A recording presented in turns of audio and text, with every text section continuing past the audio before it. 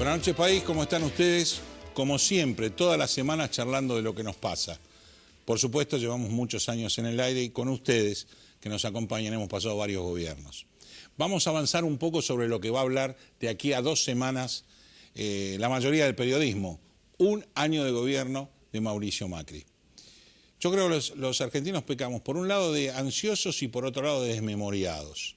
Obviamente, si agarramos el libreto kirchnerista, Macri trajo al país hambruna, desempleo, faltas de planes económicos, todos dramas. Por otro lado, tenemos que analizar lo que el gobierno pasó, la herencia que no dijo en su momento y que nos la debería haber comunicado taxativamente, y los planes que no se ven con claridad. Por otro lado, la gente sí se está quejando de la falta de sensibilidad social, a pesar de que el gobierno aumentó los planes sociales. Pero ¿qué pasa? Benefició a determinados sectores, los sectores que vimos, el campo, las mineras, las empresas que le dejaron aumentar libremente los precios y se desbocaron allá por octubre del año pasado. Tampoco olvidemos que el gobierno de Macri lleva el 10% de lo que llevó el gobierno que nos dejó. Pero aún así, el problema es el camino hacia donde vamos. La gente se está quejando que no tiene trabajo, que la plata no le alcanza, y eso es real. Tenemos que analizar, fuera de decir que voy a perdonar a las energéticas determinada cantidad de miles de millones de multas, ¿qué va a pasar con el asalariado? ¿Qué va a pasar con el profesional? ¿Qué va a pasar con el independiente que lleva 3 personas colgadas manteniéndose del Estado, donde no solo no decreció, sino que aumentó? Aumentamos el déficit, aumentamos el endeudamiento. Ahora empezamos a escuchar todos los vaivenes económicos de cada uno, Conesa, Lavagna, Kicillof, todos hablan.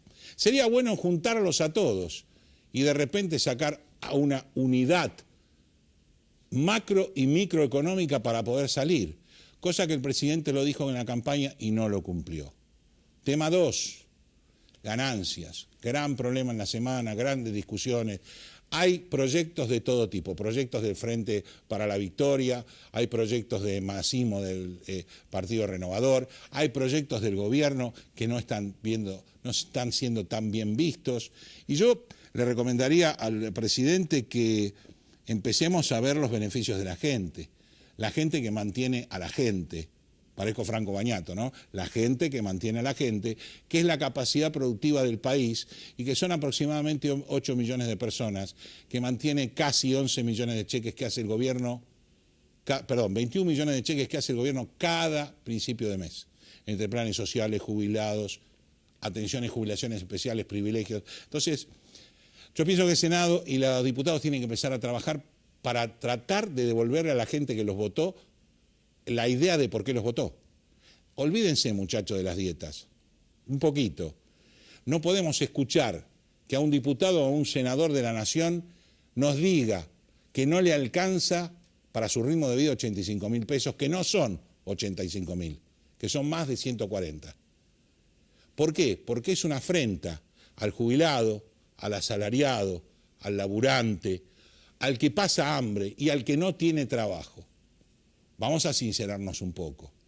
Más que sinceramiento fiscal, necesito un sinceramiento político. ¿De qué vamos a estar hablando hoy? Vamos a hablar de eso.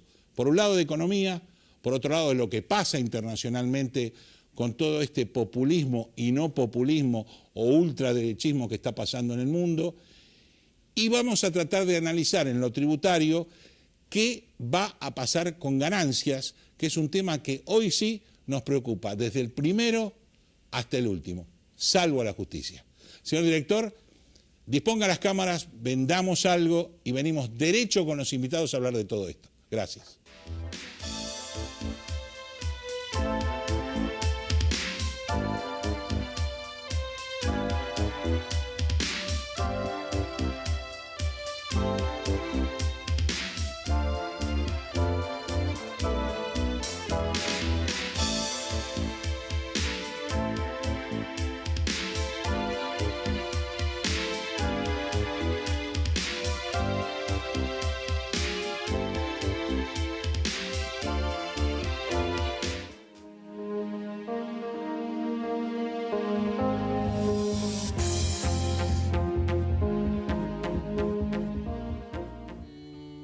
Relevamientos y auditorías fiscales Sociedad Anónima.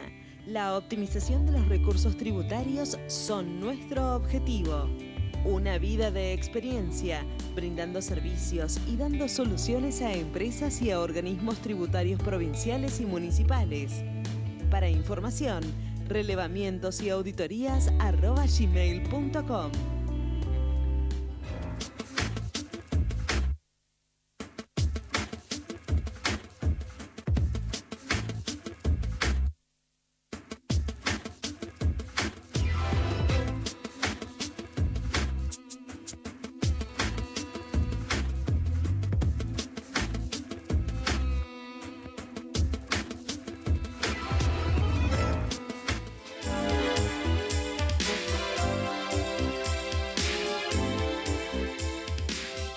Bueno, primer bloque del programa y vamos a estar hablando de lo que nos pasa en lo económico, fundamentalmente con Gabriel Rubinstein. Gracias por estar en Economía Ahora.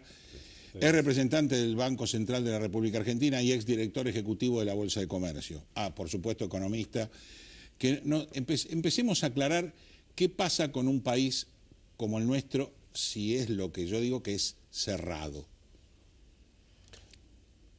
No sé si es cerrado por fronteras económicas o cerrado por su falta de competitividad, ¿no? Es otra cosa. Sí, digamos, es un país cerrado que está acostumbrado al proteccionismo, sí, ampliado a veces con Brasil, y que está, llamémosle así, poco ágil como para competir al mundo, y con la salvedad que tiene un sector primario que es muy productivo y que salva las papas de lo que sería la situación externa, ¿no? O sea, lo que se puede exportar de sí, un exportador trigo, primario, etcétera, más algunas que otras commodities, aluminio y otras cosas, alcanza para todo lo que necesita la industria, alcanza para los que quieran viajar al exterior, para los que quieran ahorrar en dólares. Es decir, por lo menos hay ahí un cierto equilibrio, pero no nos salimos de ese esquema, ¿no? Claro, pero justamente pasamos de una, y me baso en la economía histórica de 12 años, 13, digamos, pues ya estamos casi en el año 13, con 12 años de kirchnerismo. El gobierno de Néstor, para mí, después de los héroes de la economía nacional, que fue Jorge Remes-Lenikov y Todesca, con respecto al gran quemazón del país, dejan encaminado un país con la baña. Sí. Néstor sube a ese avión, sigue con la baña, y era un país que tenía superávit fiscal, superávit comercial, un dólar que nadie se quejaba del valor. Pasó ese primer gobierno y empezamos la caída. Y sí, yo creo que ahí Néstor Kirchner, por sus ambiciones políticas como mínimo, desperdició una gran oportunidad, porque sí. Argentina había logrado equilibrios importantes. O sea, yo estaba con el gobierno, estaba con la baña, y en 2004, 2005, estábamos discutiendo cómo organizar el fondo anticíclico con los sobrantes de dinero por el superávit fiscal. Sí, lo sé que estaba con la baña, pero como siempre el gobierno kirchnerista hablaba de la baña y no habla de los demás. No, yo creo que dejaron ordenado, toda la tarea sucia la hicieron antes. Pero fijémonos que había superávit. Obviamente, fiscal. Ahora sí, tenemos sí. 8% de No, déficit, es una barbaridad. 7, depende de cómo sí, se mida. Sí. Pero es como que ha sido un desperdicio enorme, porque no es producto tampoco de, digamos, de una situación que venía muy mal. No, Argentina crecía. Al contrario. Y sin embargo, por una cuestión de ambición política para mí desmedida, le dieron al aumento del gasto muy fuertemente, y cuando no alcanzaron los recursos a la maquinita, y entonces empezaron a deshilachar un equilibrio interesante que se había logrado hacia 2003, 2004, que sí. Ya en 2005 empezó a aflojarse. No nos olvidemos que aún en esas épocas de bonanza no se cortaron planes sociales, no se cambió el plan social por trabajo. Claro. Entonces, obviamente, cuando la cosa empieza a venir mal, por lo nacional o por lo internacional, sabemos que estamos al horno. Claro, bueno, el tema es que una vez desperdiciada esa oportunidad, claro, y acentuado todos los desequilibrios durante el gobierno de Cristina muy fuertemente, llegamos a la situación del cambio de gobierno con Macri. Así y es. la gran diferencia de otras situaciones argentinas y la gran habilidad de Cristina Kirchner es haber llegado a diciembre de 2015 sin una crisis abierta. Entonces, eso es lo que básicamente dificulta la tarea de este gobierno o de cualquier otro. Si hubiera ganado Scioli, si hubiera ganado Massa... Hubiera pasado lo mismo. Hubiera pasado lo mismo, porque Correcto, los márgenes de coincidimos. acción son muy bajos. Claro. Porque Eran no- bombas en todos lados donde Claro, entonces- van explotando en serie y... Por decir algo, el salario estaba y todavía está más alto de lo que debería estar en la Argentina. O lo que es lo mismo, el dólar está muy bajo, la contrapartida. Y cómo eso es de alguna forma invendible, o sea, no tiene posibilidades de recuperarse esos equilibrios más que de una manera muy gradual, porque si no el gobierno que lo hace pierde las elecciones. Es decir, si el gobierno hace que es otro de los problemas. todas las cosas que habría que hacer de un punto de vista, llamémosle macroeconómico, dice, mira, hace todo esto. Sí, técnico. Pero y no te preocupes porque en 2 o 3 años la cosa va a estar mucho mejor y más equilibrada, pero ese gobierno pierde las elecciones. Estamos de acuerdo. Porque hay que pasar por situación más penosa. Entonces, para no pasar por situación penosa, que eso es una diferencia importante con respecto al 2003, 2004, que veníamos de una crisis del 2001 No, muy grave, profunda. muy grave. Entonces se hizo más fácil. Primero era un caos. Sí, sí, claro. Pero una vez que salió, o sea, apenas arrancó, todo se hizo más fácil. Y en ese Desde momento se habían puesto retenciones al agro. Ahora hubo que sacarlos porque ni siquiera la soja era rentable. O sea, llegamos a una situación tan desequilibrada que salvo la soja en el lugar núcleo más importante, estaba toda en roja la rentabilidad de la soja. Sí, lo que pasa es que yo creo que es consecuencia de la mentira. Trigo, maíz, o sea, etcétera. nosotros en vez de decir no creamos empleo, el gobierno kirchnerista decía se crean empleos públicos. Sacamos público, se crea empleo. Entonces así crecimos 2 millones de empleos públicos. Pero ¿qué pasa? La masa aportante, que hoy tenemos problemas con la recaudación de la FIP, tenemos problemas por todos lados, la masa aportante no crece porque no hay inversión, porque no hay desarrollo de industria, porque no mejoramos los privados para mantener a los públicos. Bueno, con todas esas restricciones, de todas maneras creo que el gobierno arrancó muy bien con algunas medidas básicas, Sí. como levantar el cepo, Sí, sí. arreglar con los holdouts, bajar las retenciones, eliminar las retenciones al trigo que ya eran absurdas, al maíz, etcétera, donde Argentina tuvo la peor cosecha de trigo de su historia durante el gobierno de Cristina, Sí, sí, es cierto. de más de 100 años, ¿no? O sea que ante esas situaciones el gobierno actuó bien, pero después aparece, bueno, la famosa cuestión, bueno, ¿cuándo la economía empieza a repuntar? Yo creo que algunas fallas de diseño macroeconómico hicieron que el salario, y especialmente el salario informal, cayeran exageradamente por una subestimación de algunos de cómo iba a impactar la devaluación o cómo iban a impactar las tarifas, etcétera, y algunos errores. Cuando fueron las paritarias docentes, fijaron un piso también alto que se espiralizó en inflación, etcétera. Pero hubo algunos problemas de diseño que hicieron que la economía hoy le cueste todavía repuntar. Que el consumo, especialmente en los consumos de la economía informal, se ha aplanado mucho. Ahora está subiendo el salario real, pero todavía, y no hay datos, pero se estima aproximadamente que la economía informal todavía le está costando subir algún escaloncito. Sí. De todas maneras, se están sentando bases para que ese famoso rebote o brotes verdes aparezcan. Todos estamos ansiosos, hubiéramos esperado que sea en el tercer trimestre, ahora esperamos que sea en noviembre o diciembre, enero, febrero.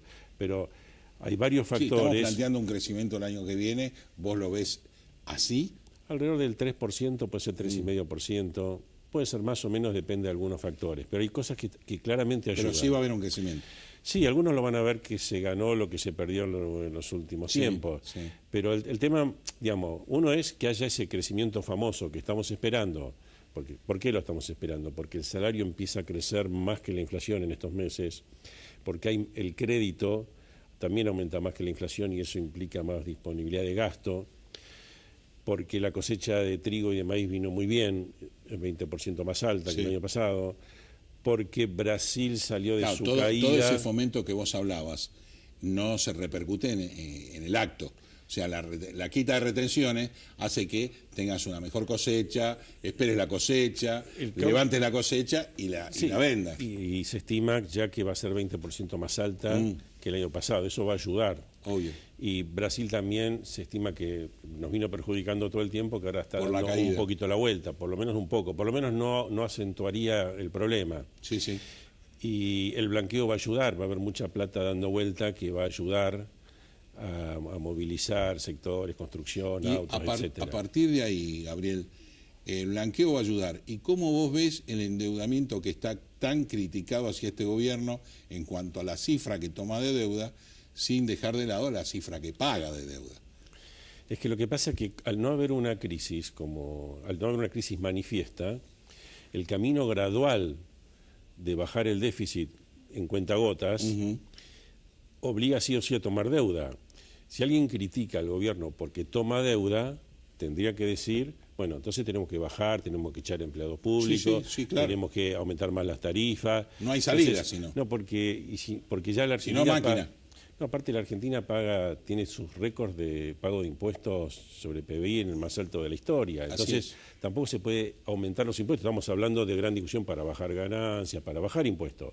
No se pudo bajar el 5% a la soja que se le prometió al campo y hay que esperar a lo mejor un año más, porque no alcanza, porque, digamos, si no, sí hay que darle a la maquinita y hay que... Ya ese libro lo leímos. No, sí, es un camino que va a ser para peor.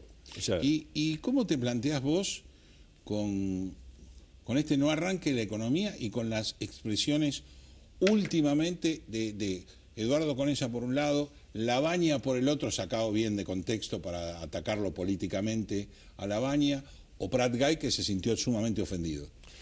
Bueno, yo creo que todos, digo, en la profesión, en el gobierno, en la oposición, reconocemos en general que el dólar está más bajo de lo que debería estar. Eso afecta la competitividad. Hay una discusión, yo estoy entre los que piensan que la tasa de interés está más alta de lo que debería estar. Coincido. Que hay 3, 4, por lo menos, puntos de sobra. Es una discusión que tenemos con el Banco Central, algunos economistas, creo que se les fue la mano. Eso ayudaría, si bajara un poco la tasa, a que también el dólar esté un poquito más alto. Claro. Pero ahí nomás, un poquito más.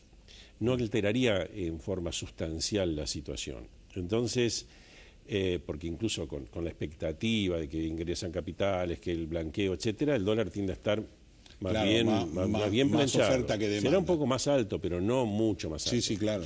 Entonces uno puede decir, bueno, ¿y cómo salimos de esto? Y todas las conductas, aparece decir, tenemos que salir gradualmente.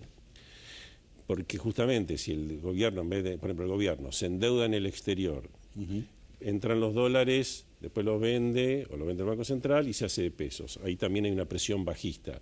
Entonces cualquiera diría, bueno, que tengamos menos déficit fiscal. Pero justamente menos déficit fiscal hoy parece muy difícil. Parece imposible. Entonces, todos queremos que el gobierno muestre un sendero de caída al déficit fiscal, pero en la práctica quienes critican el endeudamiento, la única opción que tendrían sería bajar el gasto, digamos, público, porque no hay otra manera de no endeudarse. Entonces, no es la misma situación que el 2002-2003. No es lógica ir tratando de que todo este subsidio a gente que no tiene, que no trabaja, que no puede, irla transformando lentamente a un subsidio vía trabajo. Bueno, el problema es que las empresas tienen que encontrar las condiciones para invertir. Uno le gustaría darle invertir mañana, que todos los planes, hay muchos planes de inversión que se han anunciado con nombre y apellido, pero que llevan su tiempo. Sí. Entonces, esas cosas, y algunas crearán más empleo, pero otras menos, pero no son cambios muy drásticos y no van a cambiar toda la situación de la Argentina mágica y ni maravillosamente. Entonces, el tema que incluso por ahí no le preguntaron, Labaña marcó desequilibrios, que todos dicen, mira, no nos podemos endeudar para siempre, estamos todos de acuerdo. El dólar está relativamente bajo, estamos de acuerdo. La tasa de interés debería estar más bajo, yo estoy de acuerdo, otros no están tan de acuerdo. Pero si le preguntaran, bueno, ¿qué harías vos en esta circunstancia? ahí sería más interesante. Claro. Porque no es la misma circunstancia que el 2002. No, que el no, 2003. desde ya que Entonces, por eso es muy importante el debate, y yo creo que es una situación propicia para que haya acuerdos entre las fuerzas políticas. Me interesa conceptualmente la idea que esbozó Duhalde de la suerte de cogobierno, en el sentido de decir, acá se necesita hacer durante 10 años una determinada política persistentemente, y ahí vamos a lograr... Independientemente de los gobiernos. Claro, y vamos a lograr resolver todos los problemas que no podemos resolver de un plumazo por los costos Pero que eso tiene. Eso no, y como última pregunta, ¿no se resolvería dentro de un pacto social que planteó en su momento Macri que no se realizó?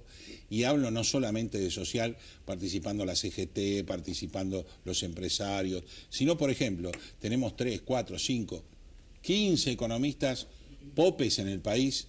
Bueno, muchachos, reunámonos y hagamos un plan, donde va a haber las discusiones que vos decís, Gabriel, pero va a haber mucho de camino común. Bueno, eso es lo que sería lo deseable. Supongo que el gobierno le gustaría en teoría, pero al mismo tiempo va a haber, aparecen todas las competencias electorales, el agua para cada molino. Entonces en cada discusión se pone en tela de juicio si Massa propone lo que propone para ganar pantalla, pero en realidad sabe en el fondo que no lo puede hacer, sí, está etcétera, claro. etcétera. Como está fuera del gobierno, entonces, es fácil proponer porque total no lo pagás. Como diputado no tiene la misma exposición Claro. que un gobernador, entonces tiene que hacer lo que hace. Entonces ahí empiezan confianza, desconfianza, confianza, desconfianza.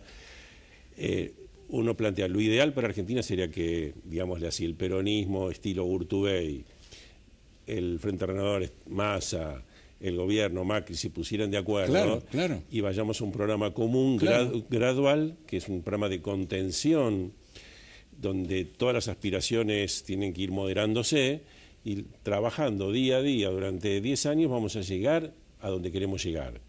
Ahora, Sí, sabemos dónde queremos llegar. yo creo que sí, que hay bastante consenso de fondo de ir a una economía, llamémosle así, que sea muy distinta de la economía del kirchnerismo.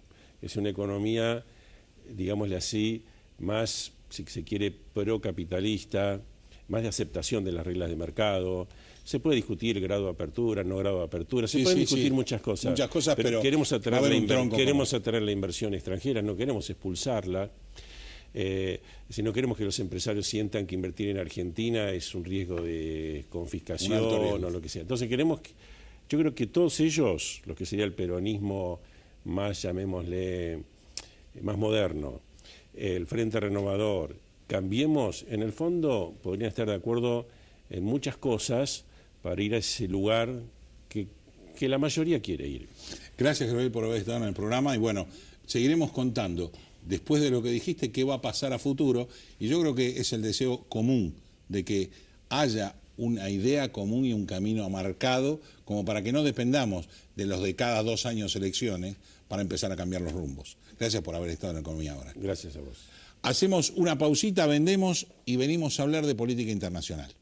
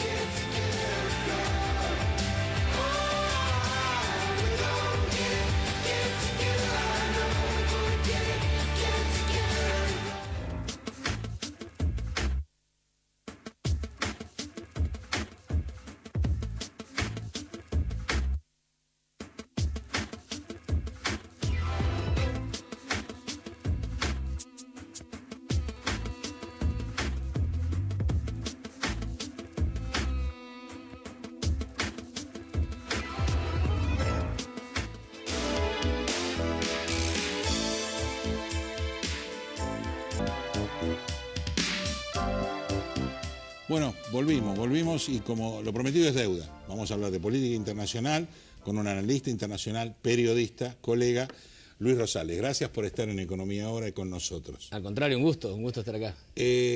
Estábamos hablando justamente de lo complicada que también está la política internacional. Con el Beto tenemos una política interna complicada, política y economía complicada. Y la internacional es como que se nos fue complicando a raíz de los sinsabores del gobierno, de primero por un lado, y nos llevamos bien con Obama, estábamos bien con Hillary, y de repente salió este bombazo, que es Donald Trump, que en un primer momento dudábamos qué iba a pasar, pero ahora cada vez se está aclarando más que lo que decía no era para la tribuna. O era para la tribuna. Y tiene que ahora... Bueno, pero ahora tiene que lo hace. Ahora tiene que meter gol, claro, para la tribuna. Sí. Porque en su momento lo hace para atraer. Claro, porque la tribuna, los votantes, el manual del marketing electoral o de la consultoría política te indica que no es lo mismo que te vote un electorado enojado, indignado, a un electorado pum para arriba, que te vota para continuidad, que está todo bien, que no es lo mismo. Sí. A ese electorado, al electorado contento, que tiene sentimientos positivos, digamos, uno puede negociarle cosas. Al electorado indignado, al electorado enojado, cuando te eligen, la mayoría indignada, te exige. Inmediatamente. Claro. Inmediatamente. Entonces, la semana pasada estuve cubriendo el tema de las elecciones de Estados Unidos, con una delegación muy grande con la fundación que presido, la Fundación Universitaria del Río de la Plata, la FURP, y en muchas mesas muy chiquitas de poder muy importante de Estados Unidos, donde por diferentes razones me tocó estar, en una oportunidad que hablaba Henry Kissinger a un grupo de gente muy importante de los Estados Unidos. En la mesa que tenía había industriales, financistas, todos de alto nivel, de primer nivel norteamericano, y la duda era qué cabeza va a rodar. Todos estaban conscientes que alguna cabeza, porque afuera de Palacio hay una turbamulta, un montón de gente gritando, pidiendo algo, obvio. Y una cabeza hay que tirar. Eso es lo que tiene que hacer Trump, porque tiene un electorado muy exigente, al que le hizo promesas muy concretas. Entonces me parece que... además es importante lo que decís vos, el electorado fue contra un sistema, enojado contra un sistema. Exactamente. El sistema de quizás, vos me vas a aclarar mucho mejor porque lo conocés mejor, quizás el no progresar en Estados Unidos, el no progreso de la clase media. Totalmente, las consecuencias negativas de la globalización. Viste que la globalización tiene enormes ventajas para, si sos productor en los países emergentes, o si sos consumidor en los países centrales. La globalización te trae ese tipo, claro.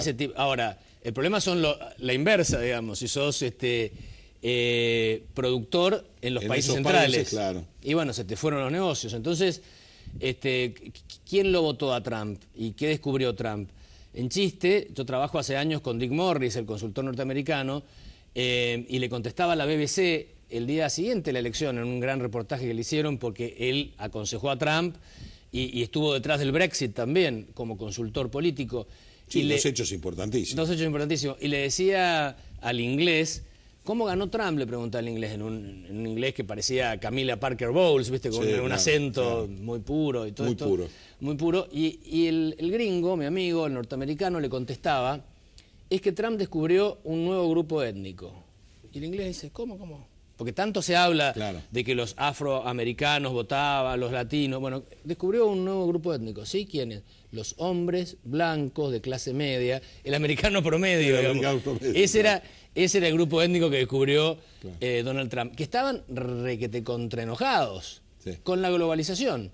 Son los mismos que votaron sin saber muy bien las consecuencias que produce o no, en Inglaterra contra el Brexit o en el Reino Unido contra el Brexit.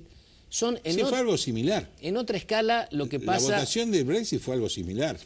Al día siguiente que gana el irse... ¿Y ahora qué hacemos? Todo se miraba, claro, ¿y ahora? ¿Y ahora qué? ¿Cómo se nos salimos de acá? Bueno, es lo mismo que pasa con Donald Trump. Donald. Y dice, ¿cómo sigue? ¿Va a cerrar México? Pide que las empresas vuelvan, se cierra como país, sale de los tratados. Si hay algo que sabemos de Donald Trump es porque como no tiene antecedentes políticos públicos, ninguno, es el primer presidente en la historia de los Estados Unidos que no ha sido algo público antes o ha tenido una carrera militar, como Eisenhower o algún otro. Entonces, sí tenés que basarte en lo que ha hecho, y lo que ha hecho su carrera empresarial. Y la especialidad de la casa, la especialidad de Donald Trump, es el capítulo Chapter 11 de la ley de quiebra norteamericana. Sentarte y decir, estoy quebrado, esto no puede seguir, ¿cómo renegociamos? Y está con el mismo modus operandi ahora, amenazando a China y a México de que se acabó la fiesta. Los mexicanos están pobre Virgen de Guadalupe, porque y sí, no saben a quién pedirle los mexicanos por lo que puede pasar. Entonces, me parece que se van a... El acuerdo a México le vino muy bien, México creció con el acuerdo, empresas americanas fueron a México porque le convenía. Primero maquila y después, cosas más grosas, más importantes. Claro. Todas las automotrices, todo. Entonces, el tema es, me parece que está ablandando el terreno, preparando el terreno para ahora, cuando asuma, llamarlos, vení, y van a venir tanto los chinos como los mexicanos. Los chinos con un poco más de fuerza porque finalmente son acreedores de los Estados Unidos. Sí, los principales. Los principales. Pero si Estados Unidos hace alguna locura, China va a sufrir mucho, puede sufrir también Estados Unidos, el dólar, lo que fuere. Ahora, la estabilidad del clan dominante desde hace tantos años en China, que depende de que todo ande viento en popa, vos sabés cómo es. Sí, sí. Ahí sí. Si no tenés cada vez más clase media, y le tenés que ir dando y dando y dando, van a empezar a exigir otras cosas. Los chinos. Desde ya. Entonces, el Partido Comunista Chino sabe que lo que decida Trump... Muchos países asiáticos dejaron de ser lo que es China hoy, Taiwán, por ejemplo. Porque empieza a subir la clase media, empieza a exigir, empieza a pedir y ya no se convierten en baratos. No, claro. Lo de Corea. Por ejemplo, del sur, ¿no? Bueno, la historia está ahí, me parece. La única referencia que tenemos es esto del Chapter 11, capítulo 11 de la ley de quiebras norteamericana. Me parece que está poniendo en práctica... La negociación. Que es bastante sentido común también, sí, ¿no? Sí. Porque... o sea, es para plantar a Estados Unidos en otro nivel de negociación con los que él considera enemigos hoy. Comerciales. Comerciales, por un lado. Y después está el otro plano, que es el plano de la geopolítica, la seguridad, donde la frase que se escuchaba en esas mesas que te digo es, y bueno, ahora se acabó, viste, en inglés, el viaje gratis. Es decir, para subirse al colectivo hay que pagar el pasaje. ¿Qué significa? Estados Unidos gasta, por ser gendarme del mundo, el 3% de su PBI en presupuesto militar. Sí, en las distintas bases que tiene a lo largo del mundo. Y en todo, en las 7 flotas, etcétera, etcétera. Europa gasta en promedio el 1,5%. Entonces, en cierta forma... gasta la mitad relativamente que Estados Unidos, y la tarea de protección de Europa la tiene Estados Unidos. Bueno, Corea del Sur, Japón, háganse cargo, muchachos. Y ahora... Eso es lo que piensa Trump, ¿no? Otra de los pensamientos de Trump es hacer una gran obra de infraestructura que habla de 500.000 millones de dólares, que sería una aspiradora del mundo de dólares, y que dejaría a medio mundo pata para arriba, incluida Argentina. Hay necesidad de eso. Si vos comparás lo que hizo la Unión Europea con lo que hizo Estados Unidos en los últimos años en materia de infraestructura, el déficit norteamericano es abismal. En aeropuertos, en autopistas, en puertos, en... La misma China. Bueno, la misma China. China tiene una estructura impresionante al lado de la que tiene Estados Unidos, que ya es como que se fue quedando. Se fue quedando. Vos viste las autopistas norteamericanas. Sí, por eso, se fue quedando.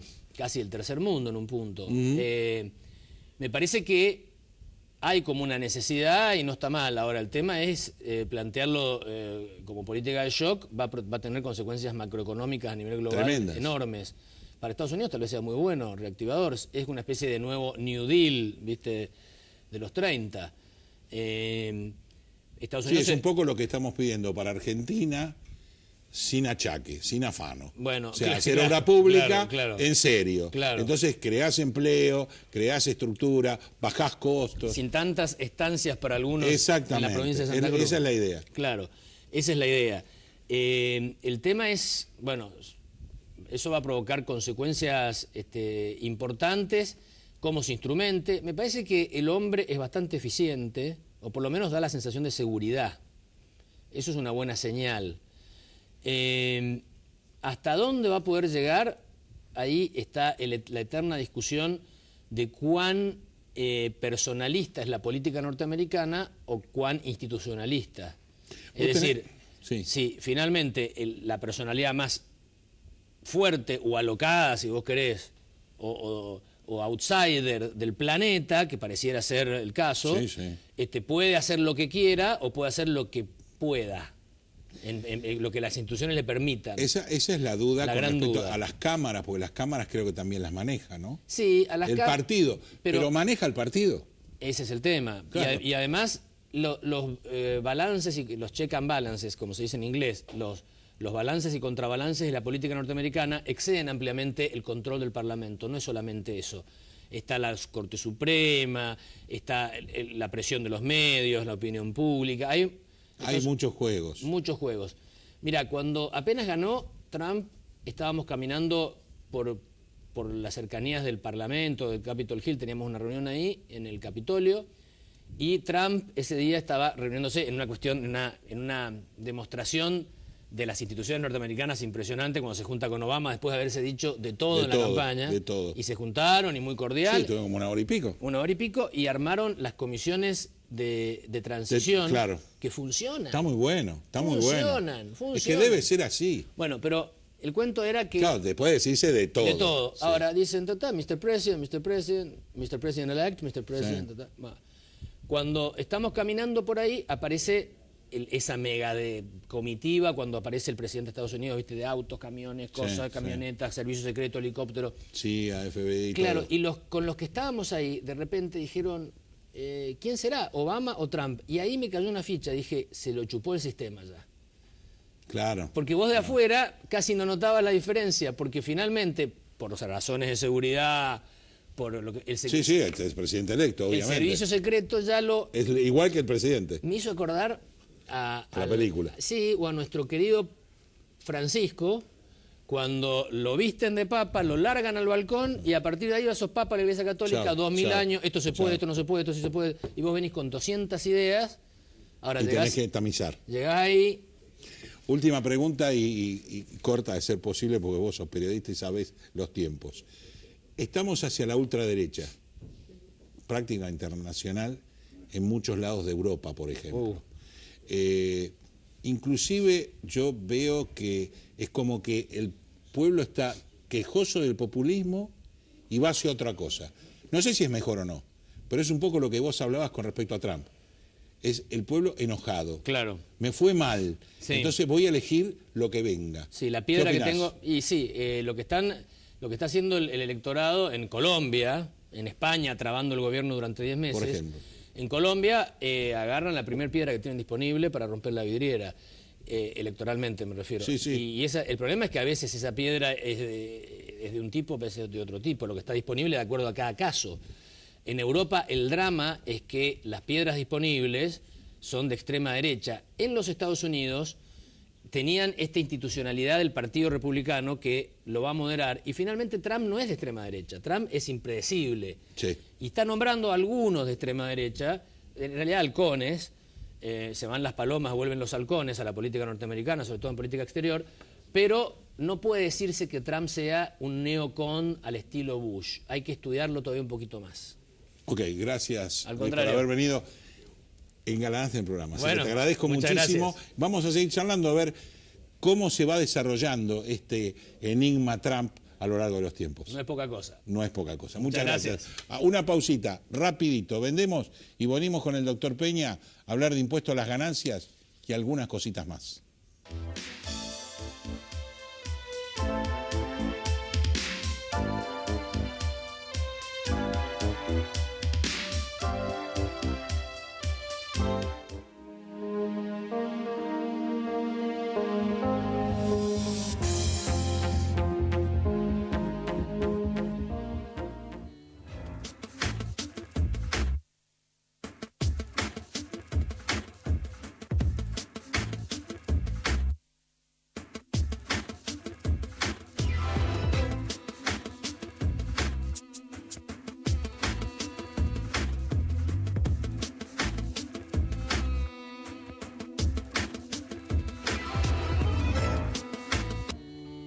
Relevamientos y auditorías fiscales Sociedad Anónima.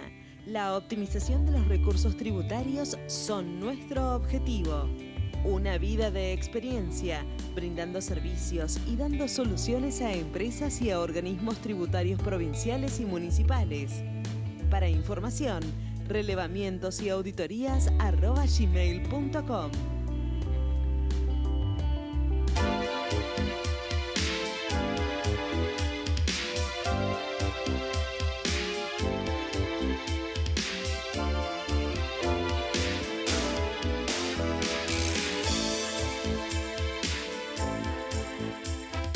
Bloque de repare, miren lo que tenemos como novedad, Carolina A. Vanela, la prohibición de la persecución penal múltiple en los delitos económicos. Pavada de título, pavada de libro y pavada de tema. Tenemos que ver todos los delitos económicos que hubo y cómo se van plasmando dentro de la justicia, y necesitamos la justicia con pantalones largos. Novedad de repar, Carolina Vanela, pídanlo, es excelente. Buenas noches, doctor Peña, ¿cómo está usted? Buenas noches, doctor. Vamos a charlar un poco de este berenjenal de impuesto a las ganancias y despelote que se armó dentro del gobierno con lo que dice el gobierno, más lo que dice Massa, más lo que dice el Frente para la Victoria. Bueno, podemos hacer una divisoria de aguas porque ya en el día de hoy ya hubo reunión en diputados. Uh-huh. Y hay un inconveniente. La lucha, la mayoría en este momento la tiene la oposición. Así es. O sea, los 2/3 los tienen. Así es. Con, por supuesto, parte de un peronismo, parte también junto a Massa, ¿no? Junto sí, el Frente Renovador, más el peronismo. Más la coalición cívica, qué sé yo. Me quedo con el de Massa. Yo también, coincidimos. Me quedo con el de Massa. Luego vinieron algunas lo que pasa es que a Massa le critican que como él está en la tribuna, no es fácil gobernar por el costo que tiene la implicancia de su proyecto. Que Massa dice que lo va a compensar con determinados elementos e imposiciones que hoy no existen, y del gobierno dicen que no es tan así. Por eso quiere seducir a los gobernadores, decirle, muchachos, claro, el Senado va a ser el que, una vez que pasemos el tamiz de diputado, va a ser lo dramático. Sí, pero el Senado, ojo, pero no tan dramático para el proyecto de los renovadores, porque coparticipan todas las provincias de los... Claro, coparticipan, de los nuevos impuestos. De los nuevos impuestos. Nuevos impuestos que no son nuevos impuestos, son generalmente los de los que ya se ha hablado, Sí. Creo que faltaría un ingreso, un impuesto a las ganancias, a las ganancias, no digo extraordinarias, que superen el tope de los 120.000 mensuales, uh-huh, que superen, que son muchos. O sea, ¿coincidís con el parte del gobierno de subir una tasa?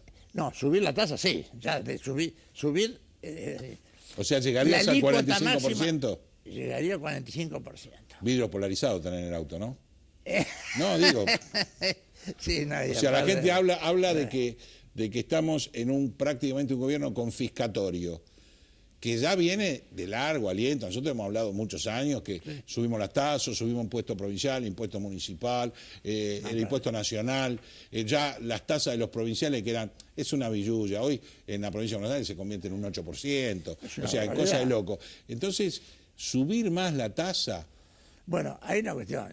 Yo estoy hablando, hasta el 40 era máximo, y 45 con una sobretasa de un 5% sobre lo que excede los 120.000, digamos, mensuales, que es el último tramo, digamos, de las escalas, de las nuevas escalas.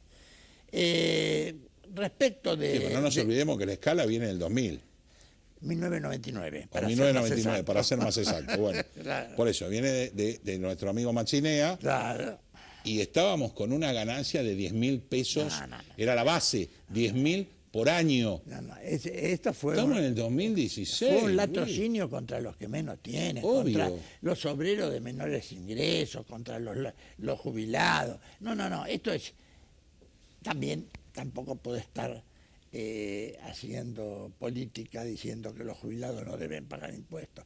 No, sí deben pagar impuestos. No estoy con eso de que de 60... No, deberían pagar impuestos. 60.000 no, porque 60.000 son de privilegio. No. De privilegio son los garroneros que trabajaron 2 semanas en una legislatura y tienen la jubilación de privilegio. Sí, eterna. Claro, yo lo digo porque con 55 años trabajando para el Estado, yo tengo una jubilación que estoy pagando impuestos.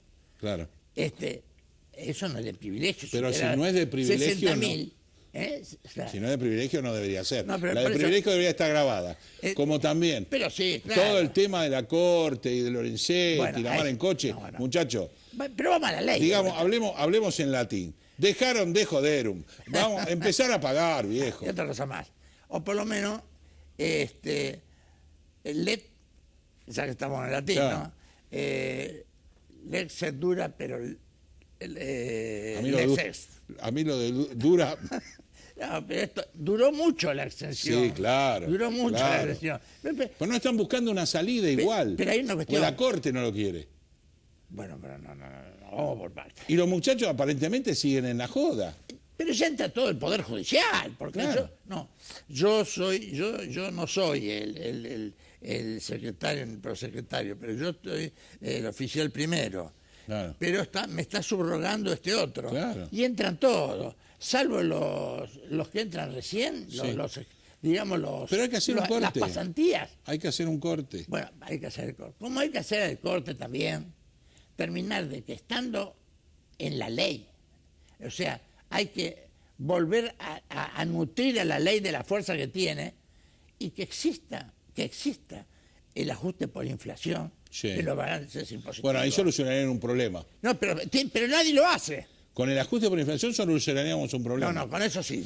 Con el ajuste automático de los mínimos solucionaríamos otro problema. Con el ajuste automático de la escala solucionaríamos otro problema. Pero parece que en este país el tema no es solucionar, sino es encarajinar. Claro, y no se dan cuenta de algo que es muy tremendo. Que todo eso que no se dan cuenta es lo que concurre en el vallado para que no vengan las inversiones, obvio. Inversiones productivas, no capitales especulativos. Yo no entiendo cómo, por ejemplo, sigue en la ley la grabación sobre el Poder Judicial. Sigue. Y que ellos dicen, yo no pago y no pago. El día de mañana, en eso sí, hago hincapié, sobre una parte básica, o sea, sí, porque tiene muchos suplementos, el Poder Legislativo se allanó a su propia norma. Dicta, la ley de impuesto a las ganancias, y ellos han subsumido. Debe ser por eso que no les alcanza la dieta. Debe ser por eso. Ahora, yéndonos de este tema, que es un tema escabroso, pero que va... No, pero hay otra cosa más. Ajá. Si me permitís. Se necesita para todo esto, pues si no el país no va, con el endeudamiento que tienen las provincias en este momento. Eso le iba a preguntar. ¿Ah, sí? Sí. Bueno, esto no camina, porque lo van paliando momentáneamente. Porque nosotros, digamos, el kirchnerismo está criticando al macrismo por el gran endeudamiento del macrismo, que lo hablamos en el primer bloque con Rubinstein, que realmente no hay forma. O te endeudás, si no bajas el gasto.